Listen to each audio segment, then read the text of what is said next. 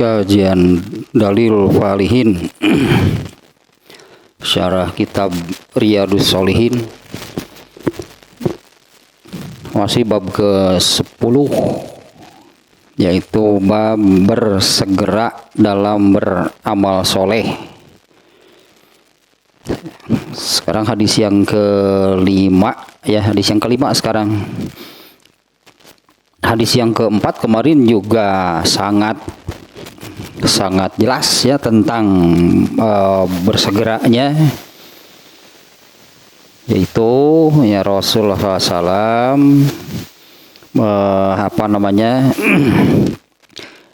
datang seseorang kepada Rasulullah SAW dan menanyakan sodakoh terbaik, sodakoh dengan pahala terbesar itu yang seperti apa. Rasulullah SAW menjawab, yaitu sodakoh. Kamu bersodakoh sementara kamu dalam keadaan sehat, kemudian sedang datang sedang datang kebakhilan diri, syahih, sedang datang kebakhilan diri dengan alasan karena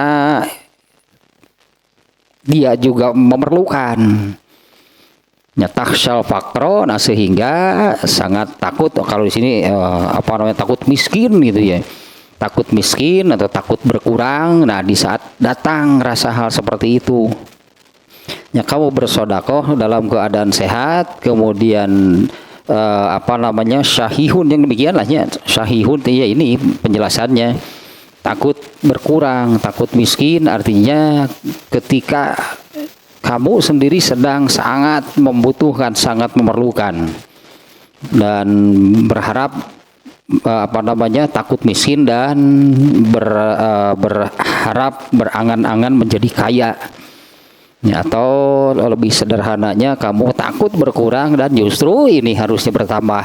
Dalam situasi demikian berarti walat tumhil. Ininya jangan ditunda. Kalau dalam keadaan demikian jangan ditunda. Apalagi di sini jangan ditundanya jangan ditunda hingga ruh itu sampai ke kerongkongan. Sementara kan ruh sampai ke kerongkongan kapan? Siapa yang tahu, bisa jadi sedetik kemudian, semenit kemudian. Ketika ruh sampai ke kerongkongan, barulah mengatakan, ini sedekah untuk si fulan, ini untuk si A, ini untuk si anu, si siapa gitulah. Padahal hartanya itu sudah jadi milik ahli warisnya, bukan lagi milik dirinya. Ini la tumhil. Sedekah terbaik itu adalah sedekah kamu dalam keadaan sehat, kamu dalam keadaan sedang datang kebakhilan dirinya, justru yang ada itu sedang ingin bertambah, takut berkurang, takut miskin, dan ingin bertambah, ingin kaya. Demikianlahnya yang kemarin la tumhil. Itulah sabda Rasulullah SAW. Mungkin ini tambahannya tentang hadis yang nomor 3. Tentang hadis yang nomor 3 yang hadisnya yang ini luar biasa ini hadis yang nomor 3 ini yaitu siapa namanya kemarin itu, salah seorang sahabat yang dalam perang Uhud, dalam perang Uhud sambil makan kurma dia bertanya kepada Rasulullah SAW, kalau saya terbunuh, kalau saya gugur dalam perang ini, bagaimana nasib saya? Kamu masuk surga, jawaban Rasulullah SAW. Maka di sini yang menunjukkan mubadarohnya, sahabat tersebut melemparkan kurma yang sedang dimakannya, kemudian berangkat perang dan gugur. Itulah hadisnya. Ini pelajarannya itu adalah sahabat tersebut disebutnya sampai bahkan dia lemparkan itu kurma yang ada di tangannya, yang sedang dimakannya, yang berada di tangannya, dan dia langsung pergi berperang, kemudian syahid. Andai itu kejadiannya demikian andai sahabat itu menyelesaikan dulu makannya, menyelesaikan dulu makannya. Ternyata, nah ini kan yang namanya mati, maut, siapa yang tahu sedetik ke depan, semenit ke depan bisa maut itu datang. Andai sahabat itu saat itu tidak bersegera, lanjutkan dulu makan kurmanya, lalu maut datang ketika makan kurma. Terjadi syahidna bertitah. Ya, syahidnya tidak jadi karena dia matinya sedang makan kurma.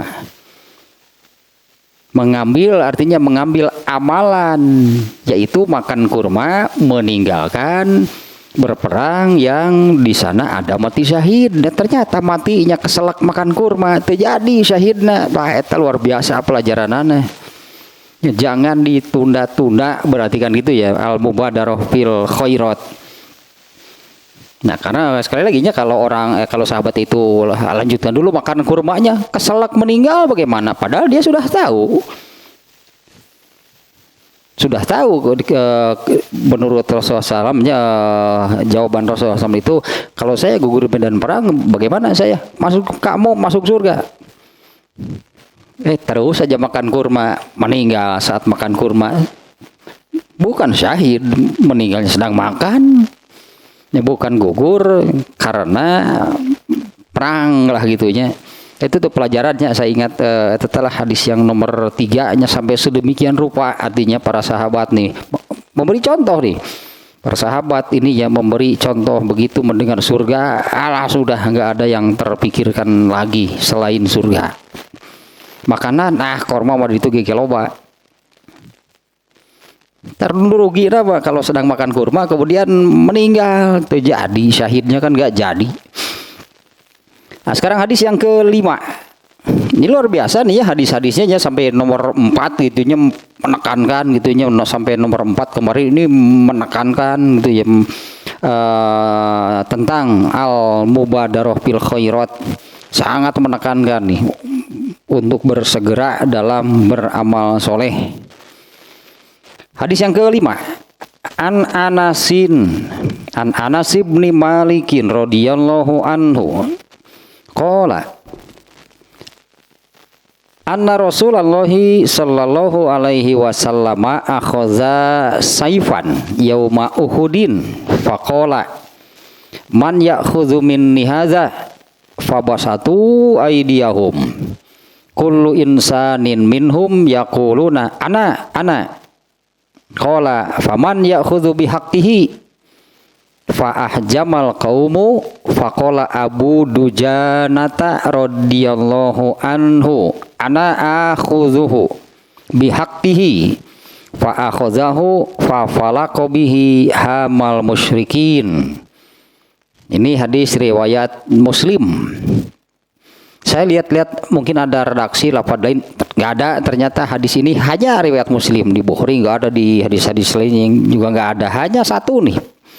Hadis ini ada di kitab Sahih Muslim ya, hadisnya riwayat Muslim. Dari Anas bin Malik, semoga Allah meridhoinya, ia berkata, Rasulullah SAW memegang sebuah pedang pada perang Uhud, yauma Uhud. Rasulullah SAW memegang sebuah pedang pada waktu perang Uhud.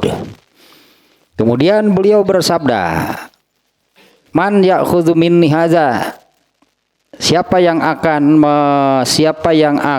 memegang, ya, siapa yang akan memegang, siapa yang akan mengambil bukan merebut sih. Nah, siapa yang akan memegang pedang ini? Fabasatu aydiyahum, maka semua orang rangah itu ya. Semua orang berlomba-lomba. Jadi Rasulullah SAW memegang pedang gitu ya pada waktu perang Uhud. Kemudian beliau menanyakan, siapa yang akan memegang pedang ini? Fabasatu aydahu, maka para sahabat menjulurkan tangannya lah, seraya gitulah semuanya. Kullu insanin minhum, semua sahabat yang ada pada saat itu mengatakan anak saya Rasulullah, semuanya gitulah berlomba bahkan nih ya. Ini sudah kelihatan nih soal berlombanya nih. Qala, Kemudian Rasulullah bersabda lagi, faman ya'khudhu bihaqqihi. Siapa nih yang akan memegang dengan haknya? Itulah ini terjemahannya ya. Faman ya'khudhu bihaqqihi. Siapa yang mau, siapa yang berani, siapa yang mau, siapa yang berani memegang pedang ini dengan haknya, hak pedang tersebut. Fa'ah jamal qaumu. Nah, ternyata dengan pertanyaan kedua ini para sahabat seperti apa namanya? Seperti jadi mereka ini seperti yang asalnya antusias, malah banyak yang tidak jadi. Fa'ah jamal qaumu, mereka semuanya berhenti. Faqala Abu Dujanata radhiyallahu anhu. Nah, salah seorang dari mereka Abu Dujanah.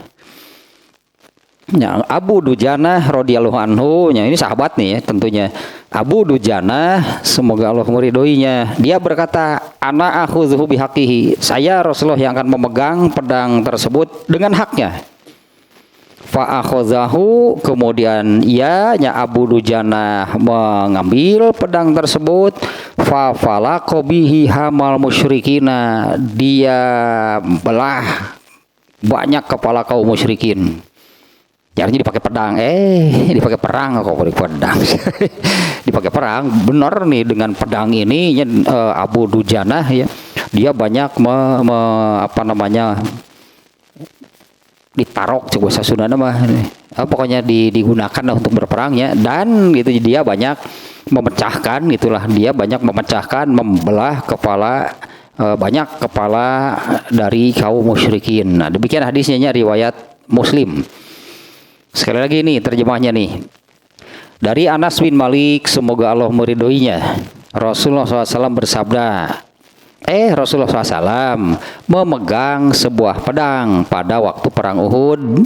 Kemudian beliau bertanya, siapa yang akan memegang pedang ini?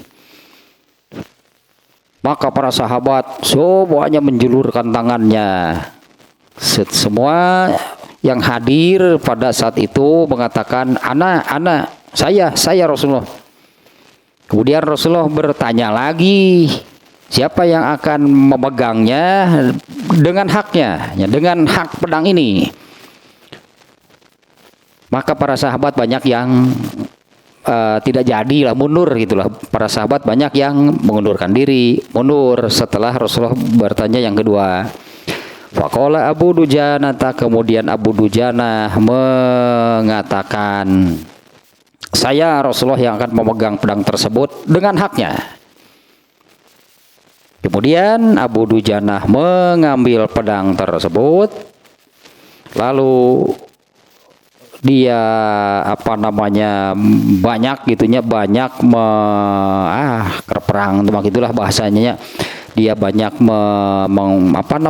membelah, memenggal bisa gitunya, membelah, menghancurkan kepala-kepala banyak kaum musyrikin. Kalau tentang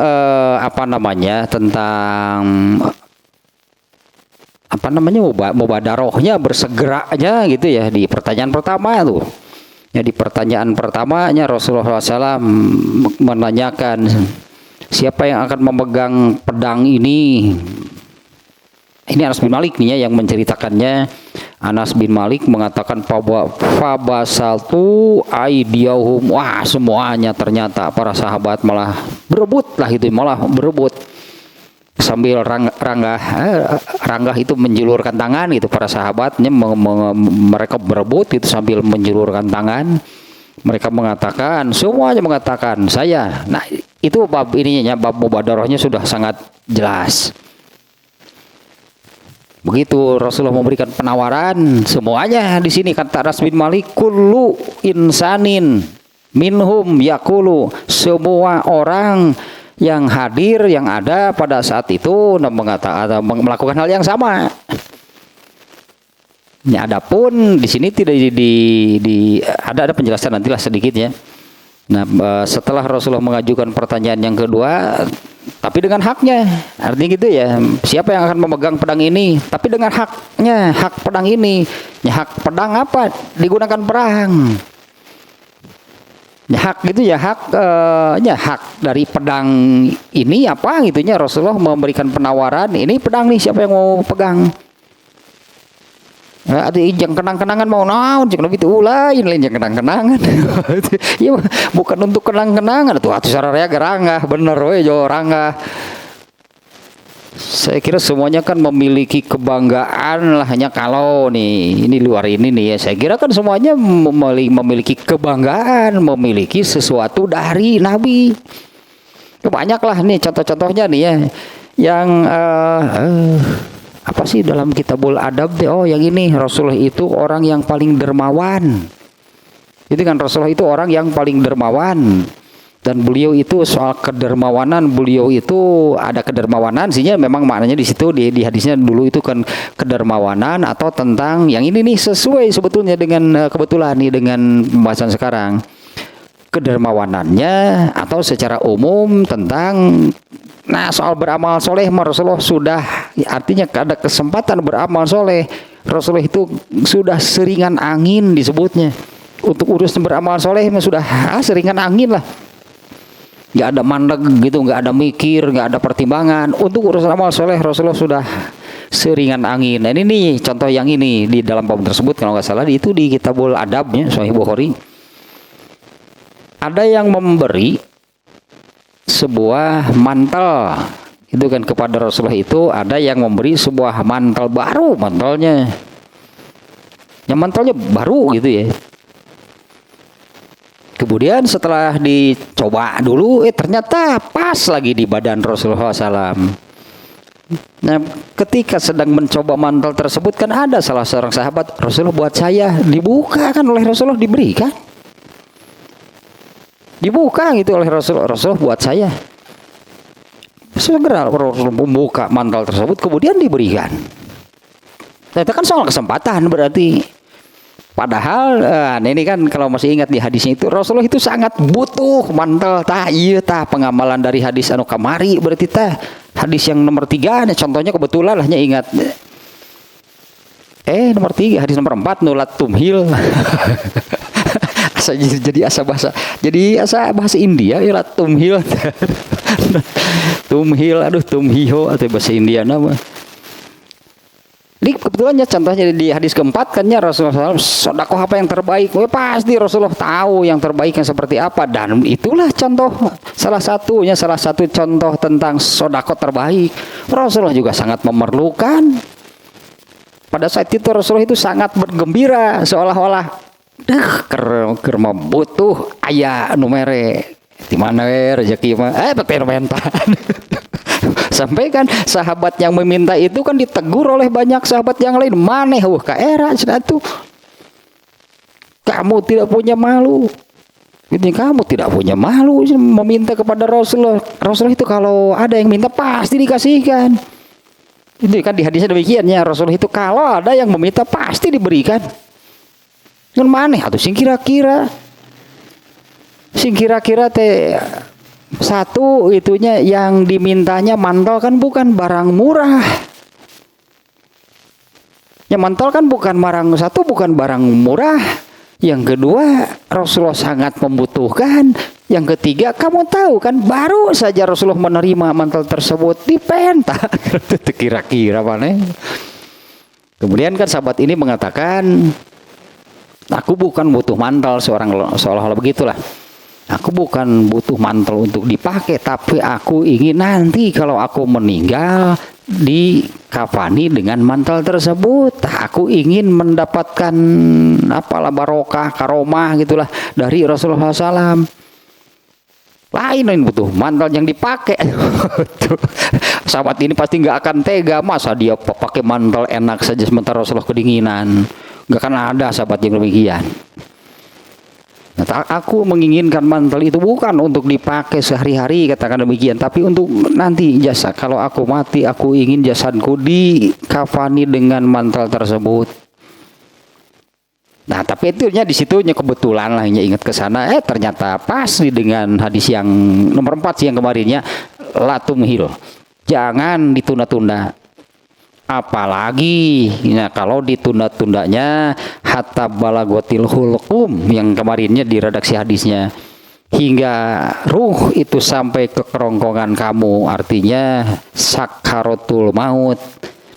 Ketika sakaratul maut barulah mengatakan, ini nih yang sawah ini untuk siapa, ini wakafkan, ini wasiatkan, ini sedekahkan, cicing kalau teh menjuk orang merek modar rek modar teh oh yo pikiran harta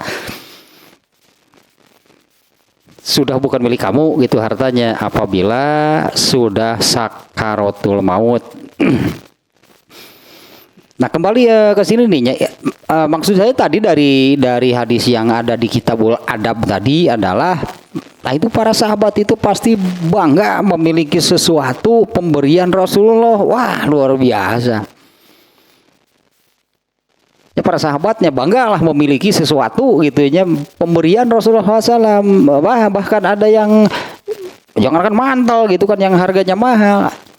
Ada yang Rasulullah SAW itu kan hanya satu kalinya ibadah hajinya. Rasulullah SAW itu ibadahnya hajinya hanya satu kali di tahun terakhir. Dan ketika tahallul Rasulullah SAW itu tahallulnya sampai dicukur habis itu sampai gundul gitu. Kepala Rasulullah gundul waktu tahallul. Nah ternyata rambutnya itu tidak dibuang. Ternyata rambutnya itu dikumpulkan lalu oleh Rasulullah dibagikan. Wah para sahabat berebut. Para sahabat berebutnya ingin memiliki gitu, ingin mendapatkan memiliki rambut Rasulullah SAW. Bahkan ada yang hanya kebagian satu lembar rambut Rasulullah SAW pun. Nah bayangkan, coba kita memiliki andai gitunya, kita memiliki sesuatu dari Nabi kira-kira seperti apa? Apalagi sekarang kan sampai ada museum Islam mungkin lahnya. Yang ada entah aslinya atau replikanya gitu ada imamah sebutnya penutup kepala Nabi ada, kemudian baju Nabi seperti apa, sandalnya ada, kemudian telapak kakinya saja semacam itu nu di LA nu Hall of Fame ayah siga makom Ibrahim itu kan telapak kaki itu ada. Nah barang-barang dari Rasulullah itu ternyata kan sekarang jadi benda bersejarah. Coba meskipun hanya memiliki satu lembar. Siapa Al-Mughirah bin Syu'bah gitu yang memiliki satu lembar Rasulullah teh muncik urang jangankan ada yang minta. Kalaupun ada yang membeli dengan harga berapapun tidak akan dijual, not for sale pokoknya. Wah tuh rambut Nabi luar biasa. Nah ini para sahabat, nah di dalam hadis ini ketika Rasulullah SAW menawarkan kepada mereka siapa yang akan memegang pedang ini, ya pastilah. Tapi setelah pertanyaan yang kedua, tapi memegang pedang ini dengan haknya, disertai haknya. Apa haknya? Perang, pakai itu pedangnya. Banyak yang mundur kan? Ya juga karena kan para sahabat itu mereka yang berperang ya sesuai dengan keahlian masing-masing. Disebutnya ada pasukan pedang, ada pasukan tombak, ada pasukan panah. Nah, ini memang alat perangnya saat itunya 3 macam. Nah kalau pasukan panah itu yang saya tahu itu Sa'ad bin Abi Waqqas, dia jagonya. Dia yang mengajari para sahabat memanah. Dan kalau berperang kelompok atau pasukan panah ini Sa'ad bin Abi Waqqas pemimpinnya. Alat perang sekarang juga berbeda-beda. Ya ada istilah militer saya nggak tahu, ada artileri, pasukan tank wajah. Ya ada apa sih kavaleri itu pasukan berkuda, ada pasukan terjun payung, dan sebagainya. Sama berarti kan dilatih itu nanti ketika berperang itu semuanya dengan peran dan keahlian masing-masing. Nah kalau yang pasukan memanah, Anas bin Malik tadi mengatakan ketika Rasulullah mengatakan demikian, siapa yang akan memegang pedang ini? Semuanya sahabat. Tapi harus dengan haknya. Pasukan memanah kan mereka nggak mau berperang pakai pedang karena bukan keahliannya. Ya, maka di sini banyaknya para sahabat yang kemudian menarik diri, mengundurkan diri ketika Rasulullah mengatakan harus dengan haknya. Makanya di sini, lain jangan kenang-kenangan. Beda doi, atau yang perang mah gampang, bukan untuk kenang-kenangan. Yang mana ini pertanyaan keduanya, faman ya khuzu bihaqtihi, siapa yang mau memegangnya dengan haknya. Banyak sahabat yang mundur. Nah, Imam Al-Qurtubi ini dari kitab ini sekarang nih ya. Imam Al-Qurtubi yang penulis tafsirnya, termasuk penulis kitab tafsir angkatan perintis lah, angkatan pertama Imam Al-Qurtubi itu zaman tabi'in. Ya, Imam Al-Qurtubi mengatakan yakni bihazal haqi an yuqatila bizalika saifa ila an yaftahallahu alal muslimina aw yamuta. Nah, Imam Al-Qurtubi mengatakan siapa yang akan memegang pedang ini disertai dengan haknya. Yang dimaksud dengan haknya adalah an yuqatila bizalika saifi, berperang menggunakan pedang tersebut ila an yaftahallahu alal muslimina aw yamuta, berperang hingga dua kemungkinan, apakah Allah memberi kemenangan untuk seluruh kaum muslimin atau dia gugur di medan perang. Itu yang dimaksud oleh Rasulullah SAW. Siapa yang akan memegang pedang ini? Hana seranglah. Murukadak diberi kenang-kenangan. Murukadak diberi kenang-kenangan. Wah, saya berebut. Saya Rasulullah. Siapa yang akan memegang dengan haknya? Nah, banyak yang mundur juga karena demikian ya. Kalau pasukan panah gitulahnya, ya dia keahliannya dengan panah. Sehingga ketika diberi pedang, ayo ke sana berangkat perang, ini pedangnya. Wah, batu bunuh diri kalau bukan dengan keahliannya. Nah, sehingga banyaknya sahabat yang mengundurkan diri. Nah, kata Imam Al-Qurtubi ini, Imam Al-Qurtubi mengatakan, yakni bihazal haqi, ya bihaqihi itu bihazal haqi, memegang pedang ini disertai dengan haknya, hak pedang tersebut. An yuqatila bidzalika saifi ila an yaftahallahu alal muslimina aw yamuta, yaitu berperang menggunakan pedang tersebut hingga Allah memberikan kemenangan bagi seluruh kaum muslimin atau dia gugur, dia mati di medan perang. Nah, ada seorang sahabat tadinya yang disebut Abu Dujanah.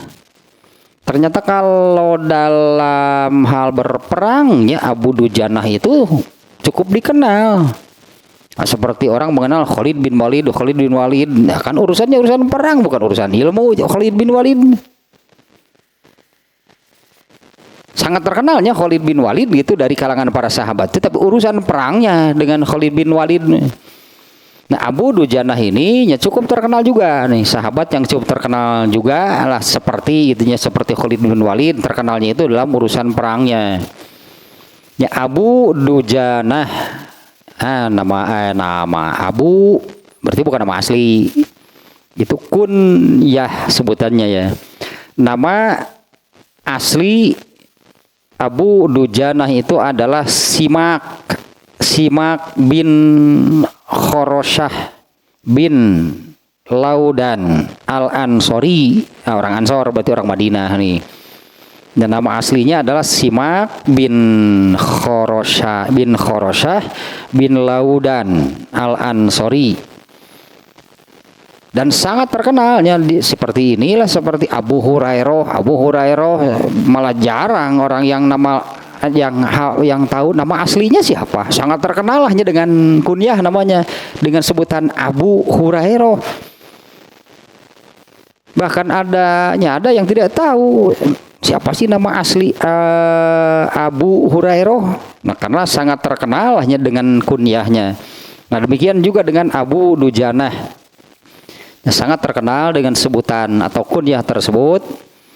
Dia ini sahabat yang ikut perang Badar juga perang Uhud. Ya, karena di kejadian ini pada kejadian Uhudnya Anas bin Malik di awal mengatakan pada waktu perang Uhud Rasulullah memegang sebuah pedang dan selanjutnya tadinya. Ini kejadian di perang Uhud. Abu Dujanah dia mengikuti perang Badar juga perang Uhud. Nah, ternyata perang Badar dan perang Uhud itu dua perang Badar dan perang Uhud ini diantara perang yang Rasulullah ikut. Makanya Rasulullah kan punya pedang. Ya mau buat apa ya? Buat perang. Kalau kita searching juga pasti menemukan ada museum Islam mungkin lah gitunya. Nah, diantaranya ada di Turki, di Pakistan. Nah, diantaranya ada pedang Rasulullah SAW. Ternyata bukan punya satu. Rasulullah pedangnya bukan cuma satu. Ada berapa lah, 3 atau berapa gitunya. Rasul itu punya pedang sekarang ini ya, entah asli. Di Mesir juga ada, di Mesir, di Pakistan, di Turki itu ada museum Islam. Semuanya mengaku ini pedang Rasulullah. Nah, entah asli atau replika lah gitunya, bisa nggak tahu persis. Nah, Rasulullah SAW itu dua perang ini ya, perang Uhud, perang Badar dan perang Uhud. Ini dari semua perang itulahnya ini diantaranya perang Badar dan perang Uhud di mana Rasulullah SAW ikut. Nah, bahkan waktu perang Uhud itu kan Rasulullah yang mengatur strateginya. Terkenal kan peristiwa perang Uhud itu, terkenal kaum muslimin hampir kalah. Ya, kaum muslimin itu Rasulullah dan para sahabat itu hampir kalah karena nah ini akibatnya itu ngagugu teh kitu kita. Rasulullah memerintahkan kepada sebagian pasukan panah kalau nggak salahnya untuk tetap di tempat, jangan beranjak kemana-mana. Begitu melihat ghanimah, kemudian mereka tergoda, ternyata itu umpan. Begitu mereka memburu ghanimah, berseliweranlah tombak panah musuh yang gugur banyak. Berapanya? Puluhan, 70 lebih kalau nggak salah. Cek aing ya udah cek Nabi tanya gitu di tengah gugur teh. Bahkan Rasul sendiri waktu perang Uhud itu kena oleh panah. Waktu perang Uhudnya Rasul itu kena oleh 2 anak panah. Sampai berdarah, hanya giginya pun gitu, gigi gerahamnya ada yang tanggal. Nah, seorang sahabat yang Rasulullah, mari sini saya cabut anak panahnya, cabut pakai gigi, ternyata malah patah giginya. Terus hiji itu satu lagi, cabut lagi pakai giginya, patah lagi giginya. 2 yang patah, sahabat ini mencabut anak panah gitunya dari pelindung sih, pakai pelindung kepala. Ternyata Rasulullah mengatakan si eta saprak ompong jadi lebih bagi kasep. Saya lupa lagi namanya. Itu benar tuh, ada sahabat yang Rasulullah menyebutnya, ternyata dia itu jadi lebih ganteng setelah itunya giginya patah karena mencabut anak panah dari Rasulullah. Kalau jadi ada terkait dengan Rasulullah, jadi kebanggaan deh. Jadi kebanggaan, malah iri lah itu semuanya ya. Hal seperti itu jadi kebanggaan, malah membuat sahabat yang lain iri. Nanti kalau saya cari lagi itu siapa tuh sahabatnya sampai Rasulullah mengatakan demikian nih, sejak giginya tanggal karena mencabut anak panah dari pelindung kepala Rasulullah, dia itu jadi semakin ganteng ya. Jadi bagi kasep tuh sih. Aduh, jadi kebanggaannya terkait dengan Rasulullah SAW tercatat jadi sejarah, belum lagi pahalanya. Nah, pada waktu 2 perang ini Rasulullah ikutnya perang Badar dan perang Uhud. Abu Dujanah itu menjadi pelindung Rasulullah SAW. Ini makanya terkenal nih, Abu Dujanah ini cukup terkenalnya sahabat, tapi terkenal dalam urusan perang.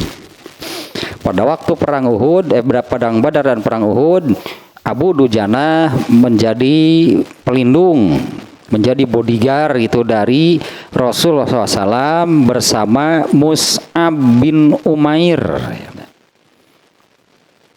Ini juga terkenal nih ya, Mus'ab bin Umair ini seorang sahabat yang syahid. Dua orang ini sahabat Abu Dujanahnya, Abu Dujanah dan Mus'ab bin Umair, dia menjadi pelindung Rasulullah SAW. Wa kathurat fihil jarohatu. Ternyata Mus'ab bin Umair itu mendapatkan banyak luka. Yang mendapatkan banyak lukanya dalam perang. Wa kutila Mus'abun, dan Mus'ab gugur pada waktu perang tersebut. Wastashhada Abu Dujanah yaumal Yamamah. Kemudian Abu Dujanah sendiri dia mati syahid pada waktu perang Yamamah. Keterangan sedikitnya tentang Abu Dujanah, karena di dalam hadis tadi disebutkan bahwa dia ternyata yang menyanggupi untuk, saya katakan kan, berani, mau dan berani, berarti dia mau dan berani memegang pedang yang ditawarkan oleh Rasulullah disertai dengan haknya. Jadi sini dikisahkan sedikit barusan tentang Abu Dujanah ya. Ternyata dia itu waktu perang Badar dan Uhud, ya, karena perang Badar dan Uhud itu perang yang diikuti oleh Rasulullah SAW. Dia bersama Mus'ab bin Umair menjadi pelindung Rasulullah SAW. Nah, ternyata Mus'ab bin Umair banyaknya mendapatkan luka ketika perang tersebut dan dia syahid. Sementara Abu Dujanah sendiri dia syahid pada waktu perang Yamamah. Nah, di dalam riwayat yang lain, jadi di sini masih riwayat Muslim sih, bukan riwayat yang lain di kitab lain nih. Abu Dujanah mengatakan, dia bertanya ya, setelah Rasulullah menanyakan dengan pertanyaan yang kedua, yaitu yang siapa yang mau memegangnya tapi disertai dengan haknya. Abu Dujanah berkata, ya Rasulullah, ma haqquhu, ya wahai Rasulullah, apa haknya? Jadi hak itu berarti kan hak dari pedang tersebut nih ya. Siapa akan memegang pedang ini? Semuanya berlomba-lomba. Saya Rasulullah. Tapi harus dengan haknya. Nah, ternyata Abu Dujanah nih di dalam riwayat yang lain dia bertanya, wahai Rasulullah, ma haqquhu, apa hak dari pedang tersebut? Faqala antadriba bihi fi wajhal aduwi, yaitu antadriba bihi fi wajhil aduwi, kamu pukulkan pedang tersebut ke wajah musuh. Ya, kamu pukulkan pedang tersebut ke wajah musuh. Faqala, kemudian Abu Dujanah mengatakan, ana akhizu, jadi kalau begitu kermahayang kermahayang eta pisan bener pedangna ari ku aing gitu. Abu Dujanah teh atau Abu Dujanah mah tuh karena ini nih antadriba bihi fi wajhil aduwi. Nah, hingga apa haknya Rasulullah, apa hak pedang tersebut? Kamu pukulkan pedang tersebut ke wajah musuh. Faqala, Abu Dujanah mengatakan, ana akhizuhu, saya Rasulullah yang akan memegangnya. Fa akhadahu, kemudian Abu Dujanah mengambilnya. Faqama bi syartihi, nyawa wafa bihaqqihi. Abu Dujanah mengambil pedang tersebut. Faqama bi syartihi, dia penuhi syarat-syaratnya, syarat yang diajukan oleh Rasulullah. Wa wafa bihaqqihi, dan dia penuhi hak pedang tersebut. Fa falako nah itu dipakai, kita kan banyak dipakai untuk membelah hamal musyrikina, dipakai untuk membelah kepala-kepala kaum musyrikin. Nah, dalam salah satu riwayat di sini tidak dimuatnya, kalau tadi saya buka-buka dulu gitu hadis di dalam kitab ini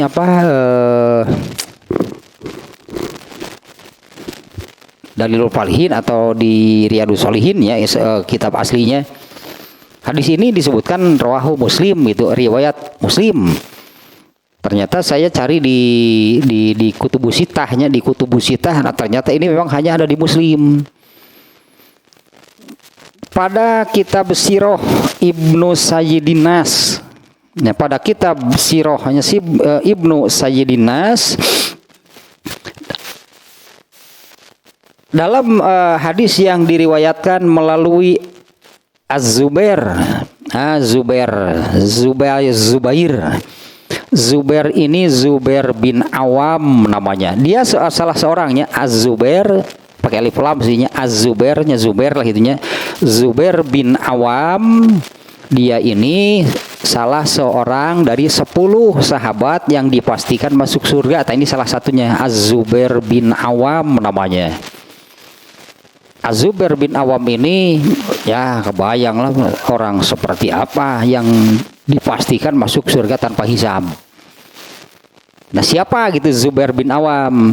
Zubair bin Awam itu menikahi salah satu budeknya Rasulullah. Jadi paman bibi itu paman bibi di kita ini kan adik lah itunya. Sementara ayahnya Rasulullah SAW itu kan anak bungsu. Jadi semua saudara dari bapaknya ini kan kakaknya berarti semuanya. Jadi Abdullah bapaknya Rasulullah ini kan bungsunya, anak bontot, anak bungsu, nggak punya adik berarti. Nah, semua saudaranya itu berarti kakak dari bapaknya. Ada yang laki-laki Abu Lahab, Abu Thalib, Ja'far, Hamzah. Nah, itunya Hamzah yang terkenalnya sahabat Hamzah. Itu itu paman-pamannya Rasulullah. Nah, yang perempuannya juga ada. Nah, salah satu yang uaknya, pamannya, bibinya Rasulullah yang perempuan ini, nah dinikahi oleh Zubair bin Awam. Jadi Zubair bin Awam kepada Rasulullah itu ya seperti Al-Abbasnya. Al-Abbas itu kan uaknya berarti bapaknya Ibnu Abbas. Ada Ja'far, ada Al-Abbas, Abu Thalib, Abu Jahal, Al-Abbas. Ini paman-pamannya Rasulullah. Nah, yang perempuannya ada yang dinikahi oleh ini nih Az-Zubair bin Awam. Orang yang soleh lah, terkenal luar biasa. Dan dia itu bodyguard utama, justru bodyguard utama Rasulullah itu adalah Zubair bin Awam. Dalam setiap perang, tapinya apabila perang, nah maka yang menjadi bodyguardnya, yang menjadi pelindung Rasulullah itu, pelindung utamanya itu adalah ini Zubair bin Awam. Dan Zubair bin Awam ini syahid juga, yaitu syahidnya ketika melindungi Rasulullah SAW dalam peperangan. Sampai Zubair bin Awam ini merelakan punggungnya gitulah dari belakangnya, karena yang diincar kan Rasulullahnya, oleh musuh-musuhnya itu yang diincar Rasulullah. Tetapi dihalangi, ini pelindungnya, ini bodyguardnya. Zubair bin Awam itu merelakan tubuh bagian belakangnya gitulahnya untuk dilukai gitulah oleh kaum musyrikin, oleh musuhnya, demi melindungi Rasulullah SAW, dan syahid. Zubair bin Awam ini mati syahid.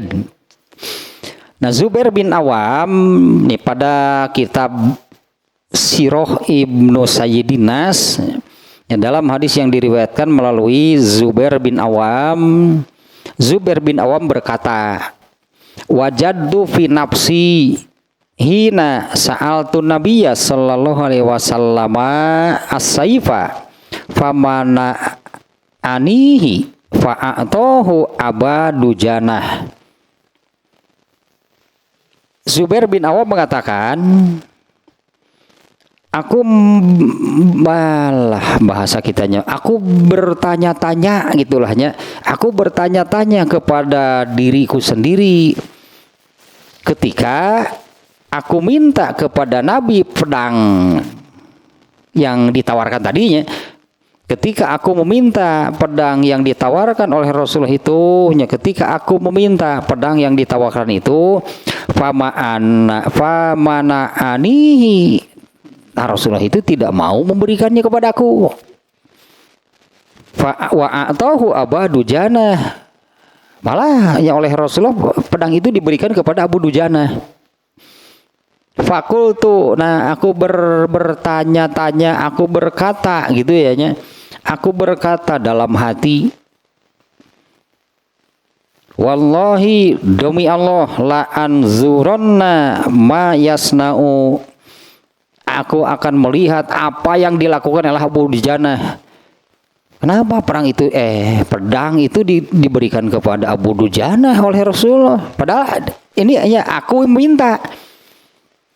Ininya kata Zubair bin Awamnya, aku bertanya kepada diriku sendiri ini, ketika aku minta pedang tersebut, Rasulullah tidak memberikannya. Dan Rasulullah malah memberikannya kepada Abu Dujana. Nah, aku berkata dalam hati, demi Allah, la anzuronna ma yasna'u, aku akan melihat, aku akan perhatikan apa yang dilakukan oleh Abu Dujana. Cik benar tuh muncik orang mah. Nanti benar nggak gitunya? Karena kan tadi Rasulullah mengatakan siapa yang mau memegang tapi disertai dengan haknya, aku akan perhatikan.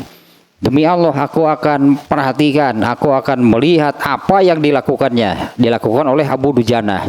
Fattaba'tuhu, kemudian aku mengikuti, ya gitunya. Kemudian aku ikuti Abu Dujana diintip, ya aku ikuti itu, aku perhatikan apa yang dilakukan oleh Abu Dujana. Aku mengikutinya. Fa'akhoza isobatan hamro'a fa'asoba biharosahu. Wah, ternyata si Garembo bukan nama. Abu Dujana mengambil ikat kepala warna merah. Kainnya ikatnya. Abu Dujana mengambil sebuah ikat kepala berwarna merah. Fa'asoba biharosahu, kemudian dia talikan gitu di kepalanya. Si Garembo lah pokoknya bawa strek perang. Si Remo bikin sebelum pisan. Nurutan iyo geningan. Faqalatil ansoru, kemudian kaum Ansor berkata, akhroja Abu Dujanata isobatal maut. Ini coba perhatikan, ini luar biasa nih, bagus nih. Abu Dujana mengambil kain berwarna merah, kemudian dia ikatkan di kepalanya. Setelah ternyata terkenal, ini kan kalau urusan perang terkenal, dinya Abu Dujana nih. Ternyata terkenal. Ini kaum Ansor, faqalatil Ansor. Kaum Ansor berarti bukan hanya satu orang. Kaum Ansor artinya sudah pada tahu. Faqalatil Ansor, kaum Ansor berkata, akhroja Abu Dujanata isobatal maut. Abu Dujana sudah mengeluarkan ikat kepala kematian. Geus ayam paeh pasti geus. Abu Dujana geus make eta geus kudu anu paeh berarti. Ayo mah, pokona mah mun eta geus dipasangkeun geus eueuh. Kudu anu bencar tah sirah. Pokona mah kudu beulah tah sirah teh. Ini terkenal nih faqalatil Ansor. Kaum Ansor berkata, akhroja Abu Dujana isobatal maut. Abu Dujana telah mengeluarkan ikat kepala kematiannya. Ikat kepala maut bencik urang mah eta mah lah. Wa hakaza kana yaqulu iza aswabiha. Demikian juga Abu Dujana sendiri mengatakan kalau ketika dia sudah memakai kain ikat kepala tersebut. Ya demikian juga ternyata Abu Dujananya sendiri apabila dia memakai ikat kepala tersebut, dia kemudian keluarlah gitunya, untuk dia keluar berangkat, dia mengatakan di sini sih ditulisnya dalam bentuk syair nih. Abu Dujanah itu mengatakan seperti ini kalau dalam bahasa syair atau apa semacam sajak pantun lah gitunya. Pakai ininya kemudian mengatakan angges kudu paeh teman. Dan bukan hanya satu, ternyata banyak kepala kaum musyrikin tadi pokoknya dibabad pokoknya aku Abu Dujana mah barulah pencara sirah teh aku Abu Dujana ta. Nah, dia menggunakan ikat kepala warna merahnya, kemudian dia keluar menuju perang dan dia mengatakan, "Anal lazi ahadani khalili." Akulah orang yang telah dijanjikan oleh kekasihku. Allahnya yang dimaksud kekasihkunya. Akulah orang yang telah dijanjikan oleh kekasihku. Wa nahnu bisayfi allazi wa nahnu bisayfi ladan nakhili. Dan kami dengan membawa pedang itu di hadapan kurma. Artinya di hadapan an-nakhil itu kurma kalau salahnya. Ala aku mudahro fil kuyul. Ala aku mudahro, aku tidak akan pernah seumur hidupku berdiri di garis belakang. Ya, aku tidak akan pernah seumur hidupku berdiri di garis belakang. Artinya kalau perang itunya berada di garis belakang. Wah, diharap halik lain. Geus ditalikeun eta mah. Pokona kudu aya nu penjara sirah tah. Ana allazi ahadani khalili, aduh ieu atuh paingan da dasarna ge kieu. Aku adalah orang yang telah dijanjikan oleh kekasihku, oleh Allahnya. Kekasihku di sini Allahnya. Aku orang yang telah ahadani diberi perjanjian, dijanjikan sesuatu oleh kekasihku. Dan kami bersama kami membawa pedangnya di depan. Apa sih ini kurma sih terjemahnya kalau nggak salah nih ya. Atau berada di garis depan. Kami ya, dengan pedang, dengan membawa pedang berada di garis depan. Ala akumu dahrofil kuyuli. Ya, seumur hidupku aku tidak akan pernah berada di garis belakang. Adribu bisayfillahi war rasul. Aku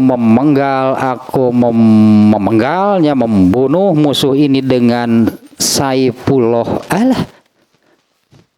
Asli dah Saifullah pedang Allah. Saifullah kalau ada nama orang itu Saifullah itu pedang Allah berarti.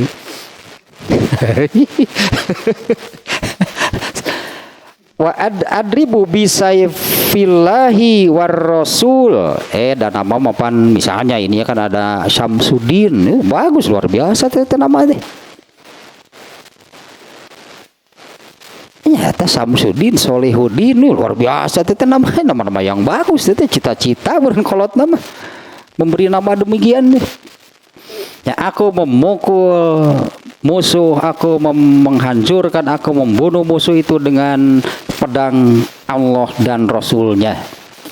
Nah, ini kata-kata Zubair kita lihat dari awal nih ya. Ini luar biasa nih. Ini di dalam kitab Sirah Ibnu Sayyidin Nas. Nah, dalam sebuah hadis yang diriwayatkan melalui Zubair. Nah, tadi Zubair itu orang yang demikiannya sahabat yang salah seorang sahabat yang dipastikan masuk surga tanpa hisab, Ibnu Zubair, dan dia juga jago perang, makanya jadi pelindung Rasulullah SAW. Nah, Ibnu Zubair mengatakan ada pertanyaan gitulah ya, ada pertanyaan di dalam benakku ketika aku meminta pedang tersebut kepada Nabi, Nabi tidak memberikannya. Kemudian Nabi memberikannya kepada Abu Dujana. Penasaran, artinya ada pertanyaan mengapa gitu Rasulullah demikian. Fakultu, nah aku berkata di dalam hati, wallahi la anzuronna mayasnau. Demi Allah aku akan perhatikan, aku akan intip pun orang mah, aku akan ikuti, aku akan perhatikan, aku akan mengintipnya apa yang dia lakukan. Fattabatuhu, kemudian aku mengikutinya. Tahiyat dia bitin aja. Fa akhadha isobata hamro'a. Kemudian Abu Dujana mengeluarkan sebuah ikat kepala warna merah. Eta jimat. Kemudian Abu Dujana mengeluarkan ikat kepala berwarna merah. Fa asoba biha ra'sahu, kemudian diikatkan di kepalanya. Ternyata kaum Ansor sudah pada tahu gitu kan. Fakolatil Ansor. Kemudian kaum Ansor mengatakan, akhroja Abu Dujanata isobatal maut. Abu Dujana telah mengeluarkan ikat kepala mautnya. Wahakaza kana yakulu iza asababiha, dan Abu Dujana sendiri apabila dia mengikatkan ikat kepala tersebut, dia mengatakan apabila dia mengikatkan kain atau ikat kepala tersebut di kepalanya, kemudian keluar menuju perang, dia mengatakan, akulah orang yang telah dijanjikan oleh kekasihku, dan kami dengan pedang kami berada di garis depan, pantang bagi kami seumur hidup untuk ada di garis belakang. Aku berperang dengan pedang Allah dan Rasul-Nya. Nah, itu hadis tentang ini ya. Kalau tadi dari awal sudah sih sebetulnya ya, tentang mubadaroh fil khairatnya di awal, yaitu ketika Rasulullah SAW memberikan penawaran siapa yang akan memegang pedang ini. Dan para sahabat semuanya yang hadirnya mereka mengatakan, saya Rasulullah, saya. Ternyata tapi harus dengan haknya. Nah, banyak sahabat yang mengundurkan diri. Nah, diantaranya karena memang ada sahabat yang keahlian perangnya bukan dengan pedang. Artinya mereka tidak mau memaksakan diri. Ya, berperang itu keahlian memanah, kemudian memakai pedang. Bisa jadi, bukan bisa jadi, ya konyol namanya, itu konyol karena bukan keahliannya. Ya, karena terbaginya para sahabat itu, pasukan perangnya itu terbagi, itu ada persenjataannya saat itu, ada pedang, ada panah, ada tombak. Nah, saya kira di sini sahabat yang memang bukan keahliannya ya mundur, nggak akan memaksakan diri karena kan harus belajar, harus berlatih.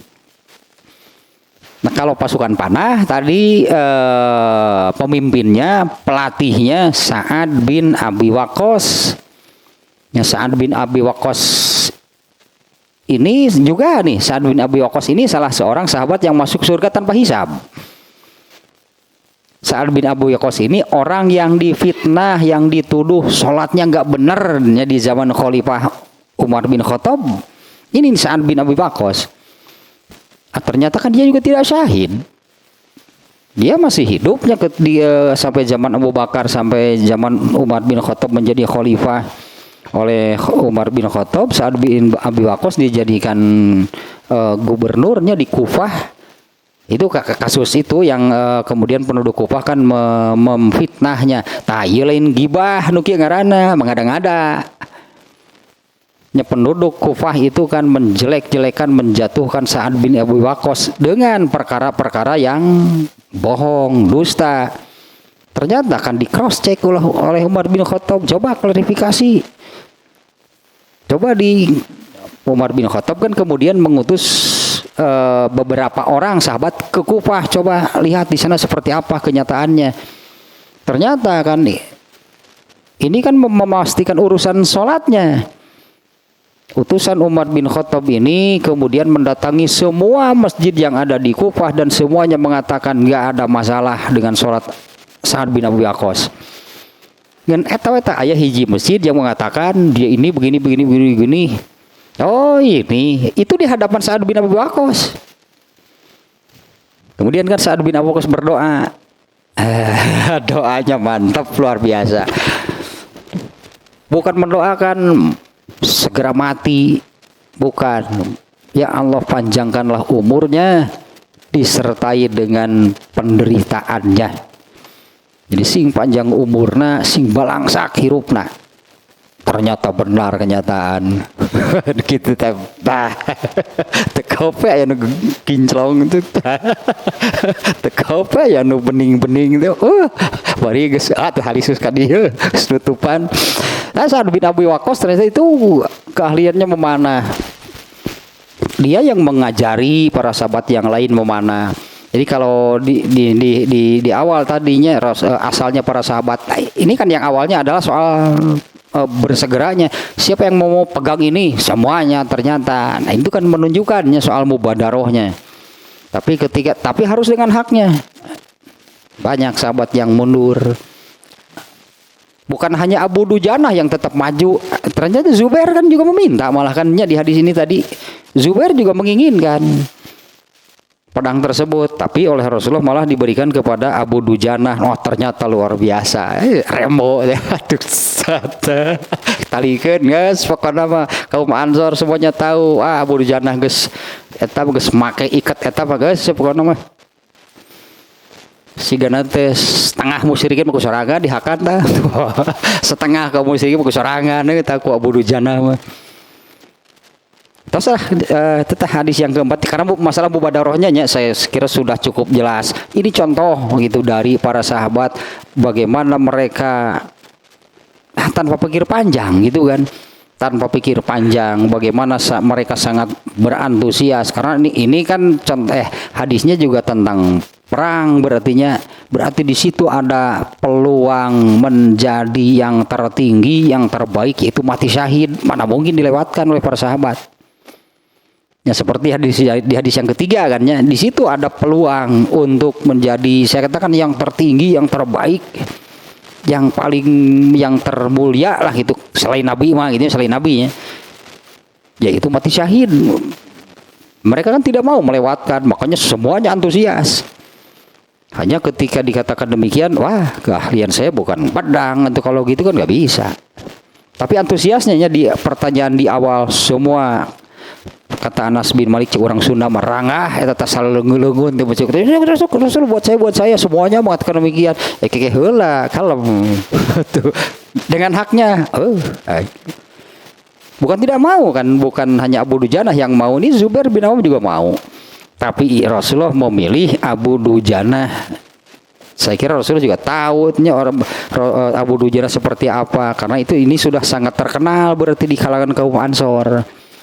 Yaitu kalau sudah memakai ikat kepala berwarna merah, guys, atau pokoknya hancur kaum musyrikin ku Abu Dujanah.